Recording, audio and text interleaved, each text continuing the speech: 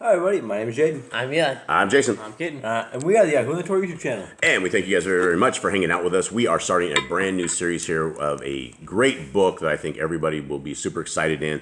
And without further ado, let us begin with the book of TOBIAH, or Tobit, as a lot of people have called it. And we have the Sefer version, and we also have the Yah Scripture version, which we will provide in the link. You can actually download this entire book. It is completely free of charge, and it is an amazing read. Okay, gentlemen, you ready? Yep. The book of the words of TOBIAH, son of TOBIEL, the son of Caniel, the son of Adiel, the son of Gabael, son of Raphael, of Regiel, of the seed of Ashel, of the tribe of Naphtali, who in the time of Shalmaneser, sovereign of Ashur, was led captive out of Thisbe, which is to the right hand of that city, in Galilee, above Ashur, which is properly called Naphtali. All right, so what do we make of this right out of the gate? So those guys from the tribe of Asher. It's Naphtali. Naphtali. Naphtali, yeah. Yeah, and so he goes all the way in and around. I mean, this leans his lineage all the way back there. So he's only a few generations away from this. All right, 3. I, TOBIAH, have walked all the days of my life in the ways of truth and righteousness, and I did many good works to my brothers and my nation who came with me to Nineveh, to the land of Ashur.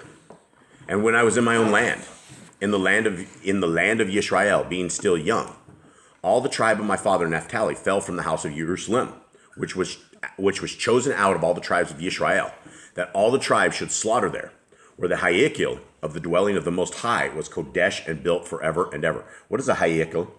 Temple. I think it's a temple. Yeah, the Hayikil is a temple, and what we're talking about with this is he is part of the remnant or the people that used to keep the law, statutes, and commands. His family all kept the law, statutes, and commands, and he is now in captivity, and so he's about to give us this story. Now all the tribes which revolted together, and the house of my father Naphtali, slaughtered to the calf of Baal. But I alone went often to Jerusalem for the feast, as it was given to all the people of Israel as an everlasting law, having the first fruits and tenths of increase, with that which was first shorn, and I gave them at the altar to the Kohanim, the children of Aaron. All right, so what do you guys get out of this so far? So this guy was like one of the people that kept the commands anymore. Yeah, he's a rebel in the terms of being a rebel for Yahuwah, right? And so let's continue on. 7. The first 10th part of all increase I gave to the sons of Aaron who served at Jerusalem. Another 10th part I sold away, and went and spent it every year at Jerusalem. And the third I gave to those to whom it was right, as Deborah, my father's mother, had commanded me, because I was left an orphan by my father. Furthermore, when I came to manhood, I married Cana, my own relatives, and from her I brought forth Tobit. And when we were carried away captive to Nineveh, all my brothers and those who were of my relatives ate of the bread of the Gentiles. But I kept myself from eating, because I remembered Elohim with all my heart. And the Most High gave me favor and kindness before Shalmaneser, so that I was his attendant. So, what do you guys? So the people who keep the laws, it seems like there's like a pattern here. Like we see it with Joseph, we see it with Daniel. The people who keep it, whose laws usually get blessed when they're in captivity. Yeah, they get blessed when they're in captivity, definitely. Now, when Shalmaneser was dead, Sanherib his son reigned in his place, whose reign was troubled, so I could not go to Madai. Okay, so hold on. Do we? I think I missed it. I missed 14. Yeah, I think so. Okay, I think I missed 14 because this was kind of important, because this is part of the whole story. And I went to Madai and left 10 kickers of silver in trust with Gabael, the brother of Gabiah, at Rages, a city of Madai. Now when Shalmaneser was dead, Sanherib his son reigned in his place, whose reign was troubled, so I could not go to Madai. So he put 10 pieces of silver, or 10 kickers, which I guess is quite a bit, of silver in Madai, right, with his buddy. That's who he entrusted this with. This is very important for the story. 16. In the time of Shalmaneser, I did many kind of deeds to my brothers and gave my bread to the hungry and my garments to the naked. And if I saw any of my nation dead or scattered around the walls of Nineveh, I buried them. All right, so this guy is doing what the Christians of today will refuse to do. He's obeying the laws, statutes, and commands of our Creator. For those who have never heard of the laws, statutes, and commands of our Creator, it begins in Genesis and ends in Deuteronomy for what we call the Torah. Now, what he's talking about here, everything he's doing, when he's going out and he gave bread to the hungry, that is a Torah command. That is what we are supposed to do. We're supposed to feed the orphans, widows, and all that kind of gig. We're supposed to love our neighbor. We're supposed to take care of them. Everything he's doing here is when he gave people garments when they were naked. That's Torah command, right? That's taking care of our neighbor.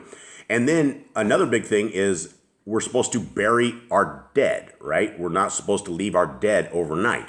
If you hang a person in the tree, you're supposed to cut them down before night. Our Creator does not want corpses hanging out all over the place. And so what he was doing is he's out burying dead people. Okay. And if Sanherib the sovereign had slain any when he had come and fled from Yehudah, I buried them secretly. For in his wrath he killed many, but the bodies were not found when they were sought for by the sovereign. And when the Ninevites went and complained of me to the sovereign, that I buried them and hid myself, understanding that I was sought for to be put to death, I withdrew myself for fear. Then all my goods were forcibly taken away, neither was there any left to me, beside my wife Kana and my son Tobit. So it seems as if because he was out keeping the laws, statutes, and commands of our Creator, he fell under more evil because the people went and they took everything he had. And it says everything he had was taken away. But the good news is they left his wife and his son, which is, that's super good. Okay, will you please stop popping those knuckles right there? And 55 days had not passed before two of his sons killed him. And he's talking about the king. And they fled into the mountains of Ararat. And Eshkadon, his son, reigned in his place, who appointed Achikar, my brother Aniel, son, over his father's accounts and over all his affairs. And with Achikar entreating for me, I returned to Nineveh. Now Achikar was cupbearer and keeper of seal and manager, and overseer of the accounts. And Eshkadon appointed him next to him, and he was my brother's son. Okay, so we have TOвэл IYAH, and then we have his son Tobit, right? Right, and then we have his nephew that's now like king. Yeah, and so this is interesting because verse 1 says the book of the words of TOвэл IYAH, son of TOBIEL. But it kind of, this entire story is at the beginning, it's his dad. Yeah. It's TOBIEL who is telling us what's happening here and that he's doing all of this stuff. Although he may be writing it from his dad's perspective, writing it as his dad. But that is it, everyone, for the day on this. These are going to be super short. The point of all of this is that these people, all of the heroes that we know of and we read in these books, these are the extracurricular books that were pulled out of scriptures. And they all are very, very clear that we need to observe, to keep, to honor, to respect the laws, statutes, and commandments of our Creator. A lot of people will take our Messiah, Jesus the Christ, and they will take man-made doctrines that say you don't have to keep the laws. The laws are nailed to the cross.